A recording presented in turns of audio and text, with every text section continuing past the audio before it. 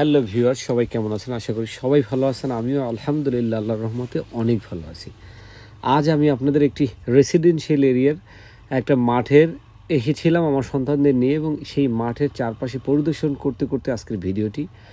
আসলে কিছু কথা না বললেই নয়, আমরা প্রতিনিয়ত প্রযুক্তির সাথে এতটাই নড়ে চড়ে বসছি যে আসলে আমরা আমাদের বাচ্চাদের সময় দিতে পারতেছি না। আমি আজকে আমার ২টা বাচ্চাকে নিয়েই এই মাঠে এসেছিলাম এবং তাদেরকে খেলা করার জন্য একটু সুযোগ করে দিলাম। নিজে বসেছিলাম, নিজেও খেলা করতেছিলাম। আসলে এইখানে বাচ্চা এবং গার্ডিয়ানদের যে আগমন, এই আগমনটা দেখে আসলে মনে হচ্ছিল এই জেনারেশনটা যদি আমরা এইভাবে করে আমাদের বাচ্চাদের সময় দিতে পারি এবং আমরা যদি নিজে খেলার মাঠে চলে আসি, আমি মোবাইলের প্রতি নিজে আসক্ত হব না এবং আমার সন্তানকেও যদি না হতে দেই, আমাদের কর্মজীবনটাকে আসলে বাসায় না নিয়ে আসি, আমাদের যত ব্যস্ততা অফিসিয়ালি থাকবে সেটা অফিসিয়ালি রাখা উচিত। আমরা যখনই ফ্যামিলিকে সময় দেবো, সেই সময়টায় আপনার অবশ্যই মনে রাখতে হবে আপনি প্রযুক্তি থেকে যতটা বের হয়ে যতটা সরাসরি খেলার সাথে সম্পৃক্ততা করতে পারবেন, ততটাই আপনার সন্তানকে আপনি ভালোর দিকে ঠেলে নিতে পারবেন। কেননা আসলে পরিবেশটা এমনভাবে হয়ে গেছে, সবাই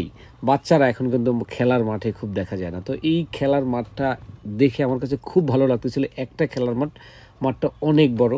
আমার প্রায় ৩ থেকে ৪ মিনিট লাগছে টোটাল মাঠটা ভ্রমণ করতে।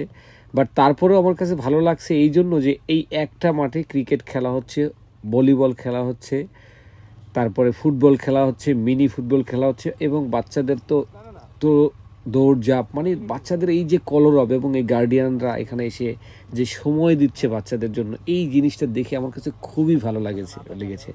সেই ভালো লাগা থেকেই ভিডিওটি করা, এবং এখান থেকে আসলে আমাদের অনেক কিছু শেখার আছে।